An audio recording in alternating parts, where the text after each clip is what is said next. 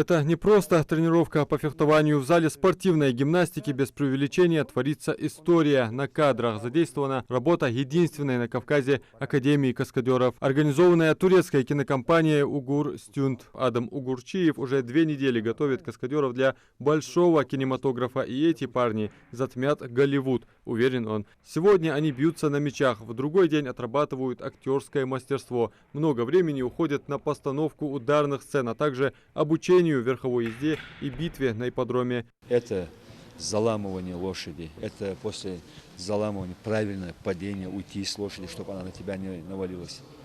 Вот. И делать, допустим, реакцию, допустим, стрелу поймал, лег на лошадь, с боковой части технично, чтобы тебя лошадь не задавила, упал. И получается 4 дня в неделю у нас тренировочных.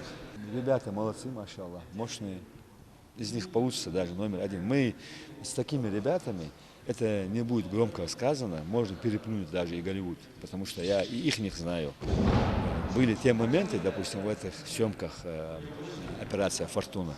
Вот их каскадеры, вот, реально, когда трусили, мы это делали. Сам наставник после переезда в Стамбул 4 года был задействован в 15 проектах, в том числе голливудских, также на съемках самого рейтингового сериала Турции. Каскадеры — это не просто трюкачи и дублеры, они те же актеры, только намного круче. Постановщики драк в мире кино их называют файт-мастера. Ударником, файтером, допустим, вот так и зашел. Ну, после того, как они как-то, не знаю, во мне увидели какой-то потенциал, я был направлен в Академию Кузгун, где этот Энгин Алтан Дюзятан оканчивал. В народе Энгин Алтана знают как Эртегру, все мы знаем, да?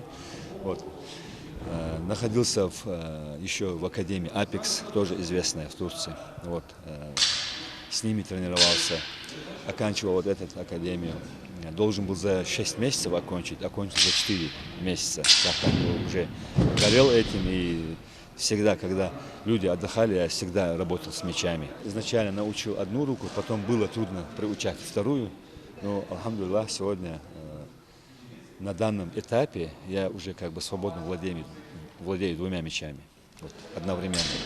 Поэтому тоже хочу, чтобы вот изначально, как я начну тренировать своих, да, ребят, чтобы они сразу 2 мечами владели. Сцены, которыми зрители восхищаются на большом экране, порой даются очень тяжело. Адам не раз попадал в больницу с переломанными ребрами, так как предельно опасные сцены ставил сам и даже завоевал признание многих известных режиссеров тем, что, не прерывая съемки, мог оказать себе первую помощь, импровизируя и внося максимум экшена в кинокартину. Так что кровь, боль и переломы героя, а главное эмоции, все натурально, все по-настоящему. На съемочной площадке это обыденное дело. То ли актер заедет по руке, там палец сломает, то ли 2 пальца за раз может сломать, то ли там может неправильно упасть, там страховка соскочила. Вот у меня случай был, я с крепости должен Аль-Парслан стрелу стрельнул.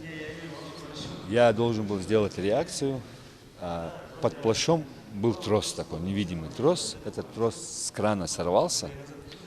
Я в своем экземпляре, в своем естественном формате упал, сломал 2 ребра. Впервые его заметили и пригласили на кастинг турецкого боевика. Режиссеры увидели молодого человека на соревнованиях по кикбоксингу в Стамбуле. Простой парень из Ингушетии, делающий спортивную карьеру, обладатель черного пояса по тхэквондо, многократный чемпион России по кикбоксингу. Вот так, красотой ударной техники пробил окно в мир большого кино, ставший на тот момент единственным россиянином, файт-мастером такого уровня. Он основал Академию каскадеров Ингушетии и уже летом, благодаря сотрудничеству с турецкой кинокомпанией, направит в Турцию группу своих подопечных.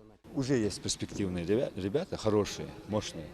Вот. И я из них сделал еще лучше. Весь мой состав либо будут тренироваться, либо будут участвовать на проекте. Третьего для каскадера не дано. Понимаете? Вот. Сейчас в Турции любой, который будет проект, допустим, в историческом формате, в современном формате, я обо всем в курсе. Снимается проект Халид бин Валид, ради Аллаху анху. Стараемся вот туда зайти, иншаллах.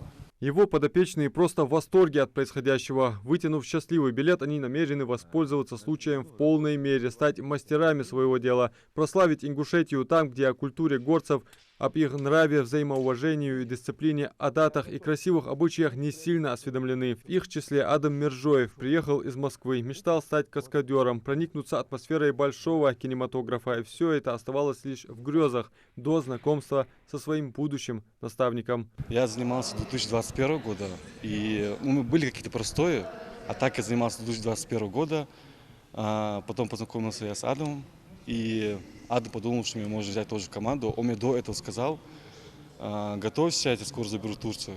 И вот с этого все пошло. Сначала я даже не мог подумать, что он меня может вообще забрать куда-то себе. Я просто с ним связь держал, с ним просто дружил, потому что у нас одинаковые с ним интересы. Еще один подопечный, Магомед Угурчиев, сын Адама, можно сказать, в кинематографе с самых ранних лет. Как раз сейчас готовится к показу голливудский фильм с его участием. В прокат фильм еще не вышел, поэтому спойлерить мы не будем. Снялся я в проекте название «Метаморфозия». Там надо было показывать себя, я себя показал, выбрали меня, мы там заснялись. Были ударные? Да, ударные. Я там был с главной актрисой, у меня с ней файт был.